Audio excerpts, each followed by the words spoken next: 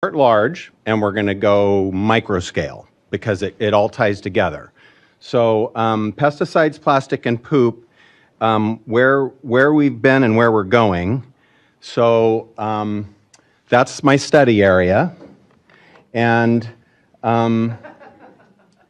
we are today right here, as most of you know, and the ocean is in trouble. The world is in trouble.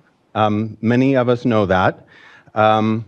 Why is it in trouble? Well, I'm going to talk about some of the problems today. And as is well known by folks who are sort of enlightened in environmental ways, we have an ocean pollution problem. So I thought we would talk about these garbage patches and what are the garbage patches. And there's people are getting more and more aware of the Pacific garbage patch. We actually have multiple garbage patches, and they are collection spots in the ocean.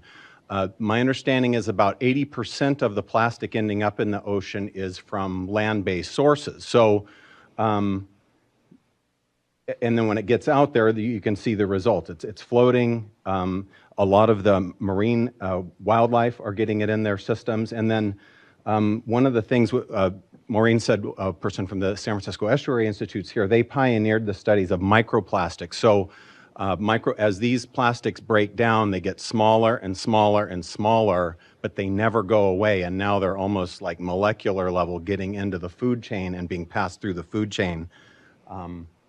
So we're going to look at where those land-based sources are coming from. And so as we go from the ocean into California, where I showed you, into San Francisco Bay, up through the Carquinez Strait, Sassoon Marsh, and we get all the way up here, what's going on in Sacramento? Well, we have the American River Basin. Fortunately, we have a meeting about that today, the conference. And what I'm going to talk, this is sort of the American River Basin study area that I pulled from one of the studies that was online. But the thing I'm going to talk about really is we're going to follow the trash all the way to its source. And this is going to be kind of a little investigation of us. So the area that I'm going to focus on today is this sort of northern area of where these smaller creek systems, Dry Creek, Magpie Creek, Arcade Creek, all flow into the Sacramento and American rivers at their confluence. And what is coming from those creeks, and how are we doing on even the small creeks? Well, I want you to look at this kind of hard edge here. Why do all the creeks end right there? Well, let's roll back the tape to 1855, which is the oldest map I could find. You can see our subject creeks here are all flowing into what's called these overflow lands. And you can also see these seasonal wetlands or lagunas. And here's Rancho del Paso. So here's Arcade Creek. And you can see they all kind of attenuate out into these great floodlands. The folks who did the historical ecology of the Delta and really talked about the Sacramento River, and it gets back to the poem that was read by Greg at the beginning, really the whole Sacramento Valley was kind of the river. And you can kind of see it here. The water's just like coursing across the entire landscape. This is just like one vast wetland area. And all the creeks are all flowing here, and they're all commingling down here where the American and Sacramento River. And you can see how complex this wetland system was. Here's the little city of Sacramento. They're kind of getting, their gold rush thing going on here and starting to worry about floods. And I don't know the exact date, but somewhere along the line, the U.S. Army Corps of Engineers came to the rescue and put all of those creeks in the Notomus East Main Drain, which was later named Steelhead Creek because Nimdek seemed like a kind of abrupt name for the terminus of those watersheds. But Nimdek, or the Steelhead Creek, now intercepts all that water from all the small creeks. So then the question was, well, what's going on in the Steelhead Creek? Well, not good. You know what I was gonna talk to you just a second here about. We're gonna peel off this one watershed down at the bottom, and here's Arcade Creek. So Arcade Creek's about 38 square miles. The whole watershed for Steelhead Creek's, I think, 181 square miles. So Arcade Creek is the last one, the last stop along the NIM deck to the joining part of American River and Sacramento River. And this is, you can see most of the Arcade Creek has been suburbanized. It's almost all completely developed. And the one place that really stands out is this Del Paso Regional Park. This is in the city of Sacramento, and it was once going to be built as Sacramento's answer to Golden Gate Park. There's an actual design. It was going to be very Golden Gate Park-like. It's a peninsula, if you will, of the city of Sacramento surrounded by the county. So this is all county lands or these other smaller cities, Citrus Heights, things like that. And there are some green spaces here and there, but really the anchor ecologically is Del Paso Regional Park. And it is separated kind of into this east side area and then subdivided by Watt Avenue and then this west side area. But most of the park actually is Hagen Oaks Golf Course or McKenzie Course. Where that Steelhead Creek ends up, it all comes down here, and you can see it's commingling here with the American River and the Sacramento River at Discovery Park. And this is what it looked like in January of this year after our major storm event. It is full of plastic. And that's just the stuff we can see. And it is all that stuff is heading to the Delta, to the Bay, to the ocean. And going, ticketed for microplastics someday. Oops. So the question is we're going to back up here. I'm going to get good at this button if it's the last thing I do. So what do we care about Arcade Creek? Well, I showed you those horrible pictures of plastic, and you've already seen death and doom here with the Pacific Gyre. But really, the reason I've dedicated almost all my free time since 1980 is because I know the secrets of Arcade Creek. And the secrets is that nature is tenacious. Nature is trying to hang on. And if we just give nature a little help, it's going to come back, or it'll sustain itself. And so Bill Templin is the person who I owe a great deal of gratitude to. He's done these salmon studies, and I love this picture that Bill took of the salmon. It's almost like the ghost fish. And for years people said, oh yeah, so someone saw a salmon in 1986 up by American River College. Everyone's like, no way. Well, Bill's not only documented that salmon do use this creek, more importantly, he documented that this isn't a sink, this is not a death trap for salmon, but they're actually spawning in this creek. And as the salmon goes, so goes the river otter.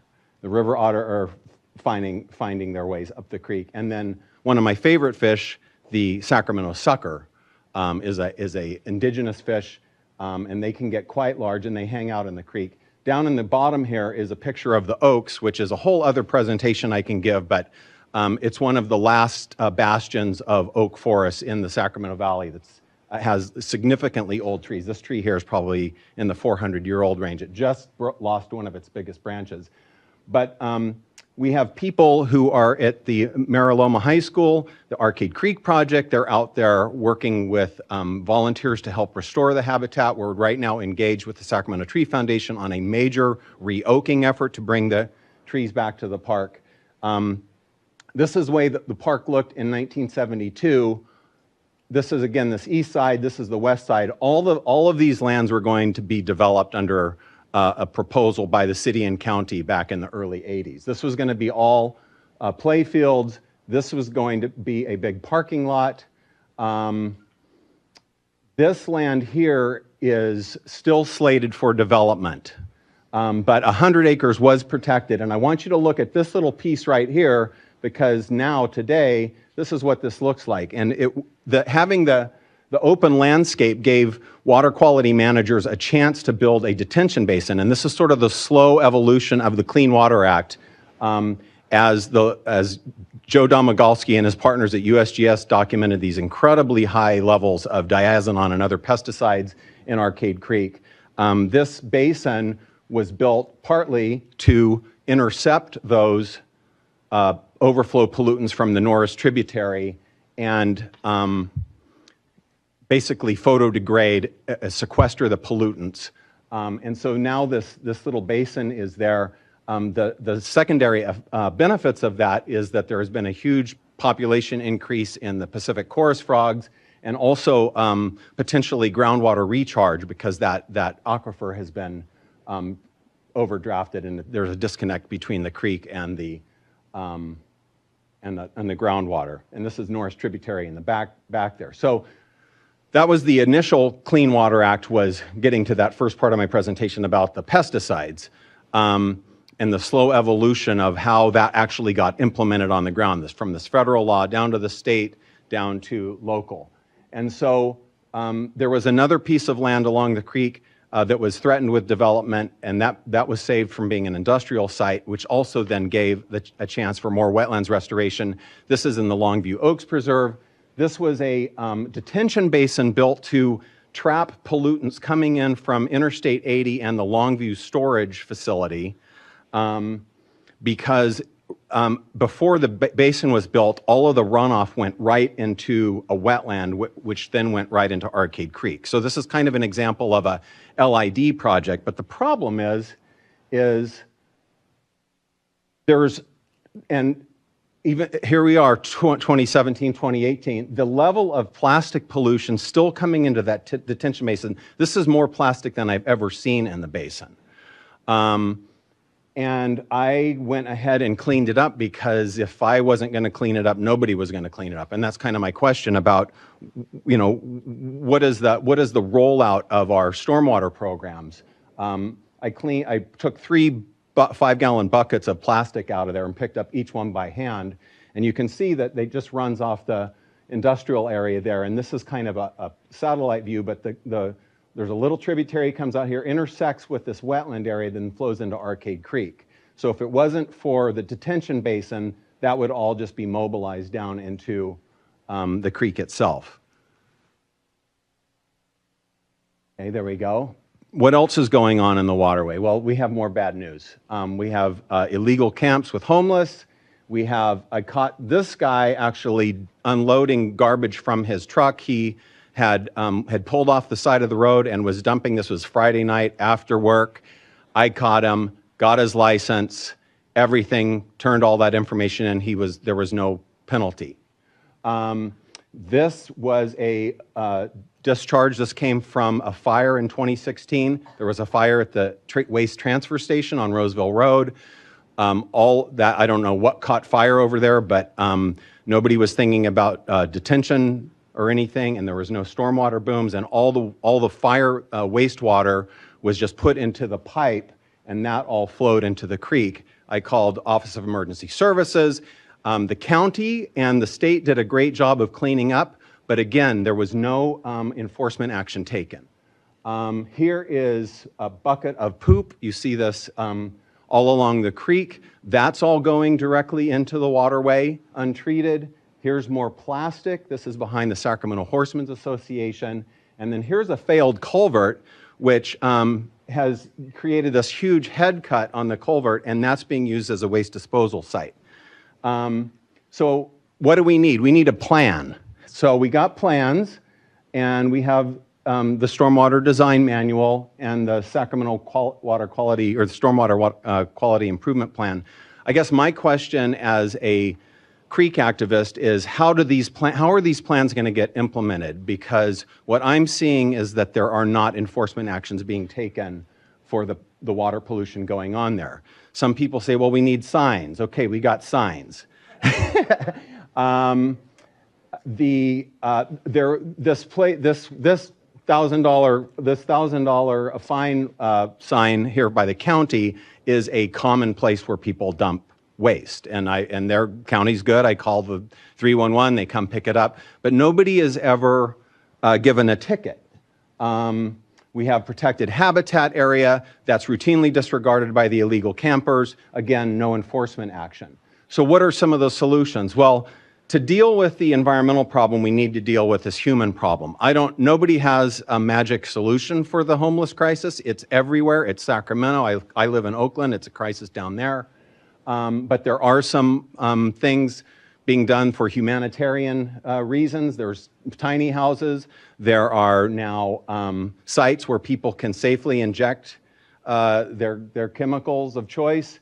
There's the lava may. People are turning old public buses into showers and bathroom facilities. And then there's this clean slate thing that we're giving people jobs and a reason to live. And then what do we do with all that plastics that's in the ocean? Well, there's various technologies for that. There's this Dutch, this wonderkind from the Netherlands who's talking about the cleanup of the gyres. And that's, so there's technology around actually going out and cleaning up these garbage patches. The TerraCycle solution is radical recycling. That company says that you literally can recycle every single thing, including like cigarette butts. And then there's the Five Gyres people who say, we got to stop it at the source. So it gets us back to that whole connection between the Pacific Ocean and these small creek systems, because the ocean, after all, is just the collection of all the creeks and rivers, right? So I looked at, well, what could we do for collecting trash out at Arcade Creek? And I found this helpful thing on the state website. And there's all these different technologies that are offered for trapping trash. And my question is why can't we have those like out at that little detention basin at Longview Oaks Preserve? Why did Caltrans just upgrade the Longview Drive on-ramp and they just redid the drains, but as far as I know, there weren't trash collection devices put in those drains. We need enforcement. If it wasn't for the citizens out there finding the trash and the garbage and so forth, there'd virtually be no presence of anybody who's reporting this. So we do have the park rangers, they're oversubscribed. They can come once in a while, but it's kind of fitting that all you can see is a truck, because normally they're in their truck, they're in their patrol trucks. There's the baykeeper people, this is kind of citizen action who's testing out this storm drain. And then here's a federal official who's checking stormwater quality there, and then Fish and Game is out there. We would like Fish and Game to take a larger presence as well. But I don't have any solutions. I'm just presenting you with like a menu of things that we should be talking about as we talk about the American River Basin and the watersheds and acting locally. And so these are my acknowledgments and credits, the people and the organizations, and I thank you so much for your time.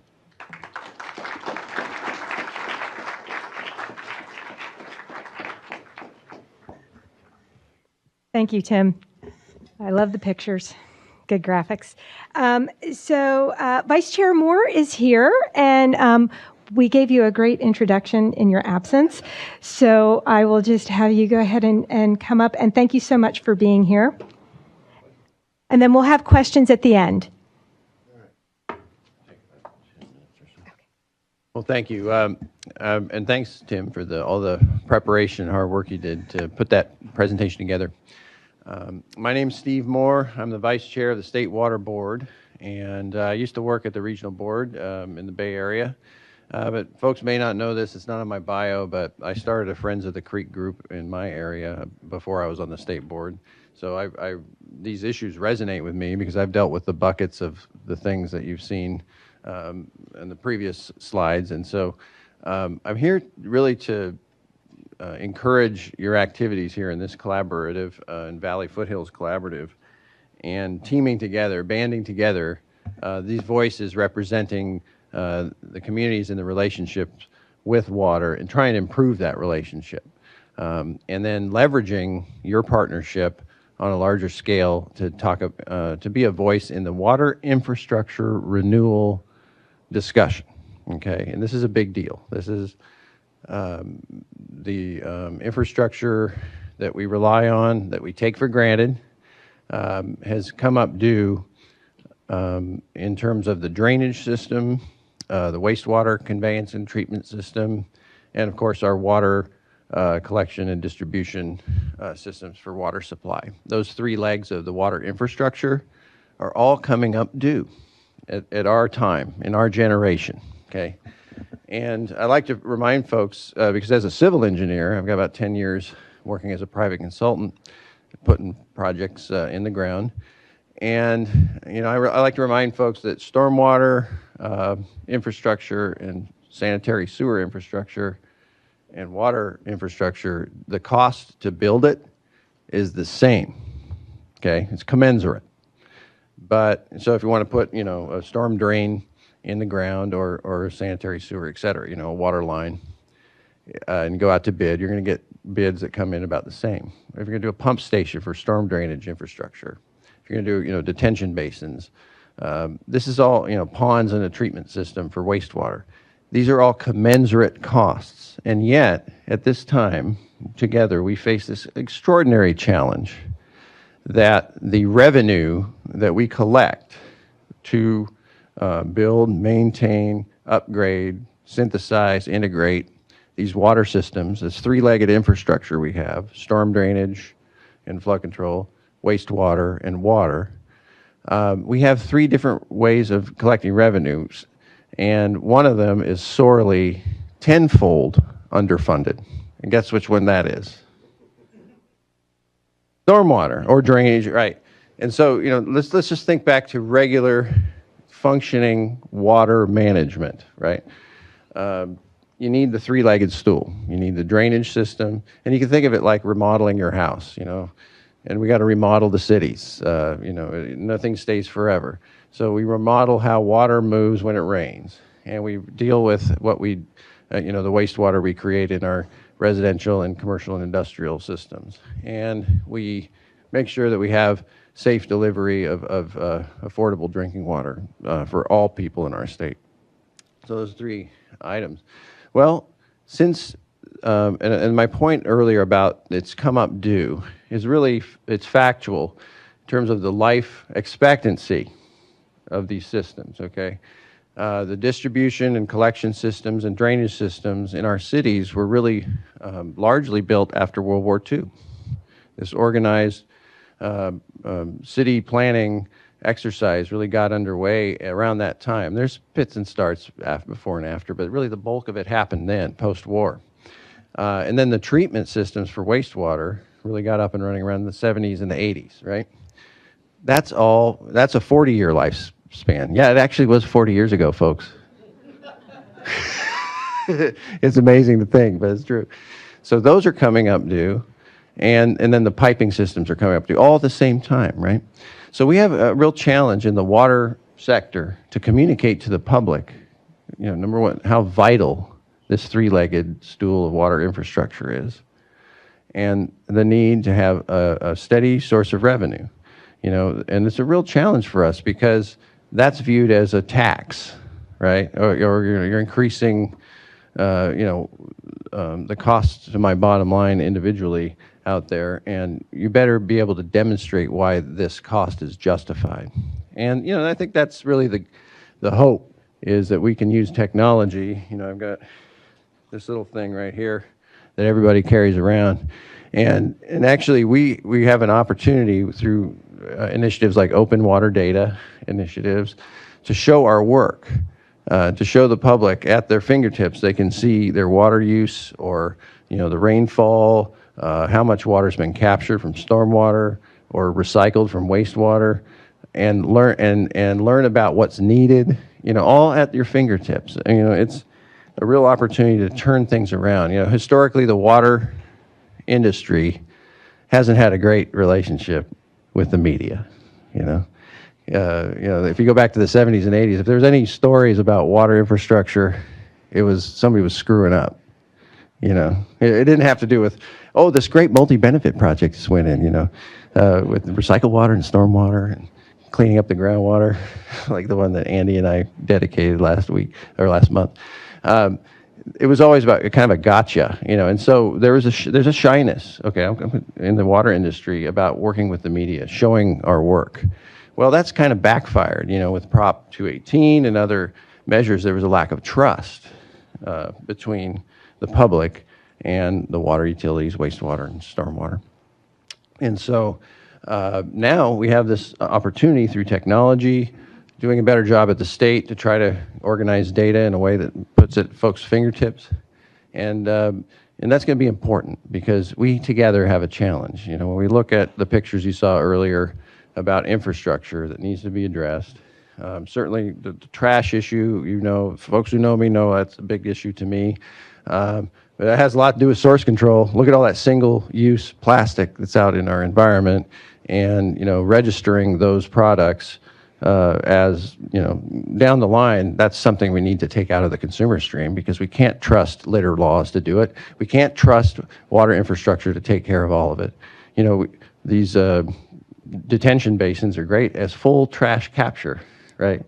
Because they capture the trash before they get to the waterways. They look pretty ugly, as we saw in that picture, and it's still a lot of entropy and randomness and chaos out there of plastic. That's another thing we have to band together and tell people, look, I don't need this single-purpose plastic in my life anymore, but it's so pervasive that we have to come up with viable, biodegradable alternatives, and that's what our kids need to invent. Need to start working on that. So that's a side issue. But the way, let's see, I want to make sure I leave time for Andy, because he's got great things to share. I'm here to encourage the ongoing attention through grassroots groups to improve the relationship with water in our state. We have a dysfunctional relationship between humans and water that is vital to their communities, okay? And I say this to audiences around the state. But what's the characteristics of dysfunction? Well, you look at on the internet, right? And you say, the characteristics of a dysfunctional relationship, you take one another for granted, right? There's always something to fix in the relationship. And think of like the way we relate to water resources. Do we treat it as something to like a family member? I was inspired by the northwest coast of California, the Native Americans, when they were dealing with the salmon crisis a couple decade ago, and also the blue-green algae issues. They communicate their concern about these issues as if a family member was sick. And that resonates with me to my core. And it should with all of you. Why? Because you're all water, walking around and talking. You are. You're 68% water by weight, and maybe a little bit more, a little more less. It's the sparkle in your eye. It's the thing we trust with each other. It's the physical manifestation of spirituality. Water is that important. So quit treating it like a good to be traded around or hoarded or owned, and treat it like a service that we all share and we all rely on, right? So if you look at water then in that context, it really can strengthen our ability to bring institutions together and really co-manage it, so that stormwater is a resource as we're trying to promote in our programs and under storms. And I'm excited about your program today, because we're really starting to sharpen our pencils and look at ways that we can institutionalize and change the paradigm on how, when rain falls and drainage happens, what we do to manage that. We can manage it for better water quality. We can manage it for water supply augmentation. That's not huge, but it's incremental and vital, because the snowpack is not what it once was. That the snowpack is changing. It's proven. It's science. It's climate change. And we have to, because it constitutes 1/3 of our storage in the state of California, and that 1/3 is dwindling and less reliable. That's our challenge, our generation, is to figure out a distributed storage strategy. And it's not, it's basins, it's reservoirs and here and there, but it's also how water moves across the urban landscape, and using, low impact development principles to have water retention. And that's a slow bleeding, of water into, not bleeding, I say it's a slow sponging, right, of water into the system that adds up. So it may seem daunting, it is, right? But we can work with state agencies like Caltrans to get them to standardize how roads are designed to slow water down appropriately where feasible, through standard plans. You'll hear a bit from Sacramento later today about those ideas of standard plans. And it's a slow turning. It's a 5-decade project that we're coming up against. But that's okay, because we've had about 5 decades of hardscape, or that we've thrown down on the California environment. And so, as with anything, it has to be renewed, right? As I said, the infrastructure is due. It's going to cost a lot of money to rebuild it anyway. Let's do it smartly, and let's do it with multi-benefits, the 3 legs of infrastructure more integrated as we move forward. We embed these principles in our funding programs here at State Water Board. We're looking for this multi-benefit paradigm. And the single-purpose water infrastructure vision is in the rearview mirror, folks. And I'm going to give a speech to the American Society of Civil Engineers, of which I'm a proud member, in a couple weeks. And the name of my speech is something like Multi-Benefit Water Infrastructure Now.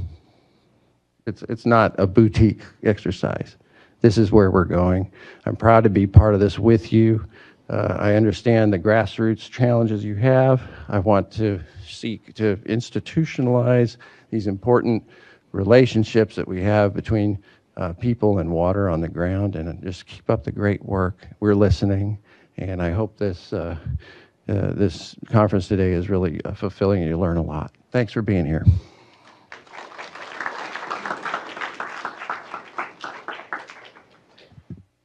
Thank you, Vice Chair Moore. And we'll have questions at the end, and we're going to get Andy going here.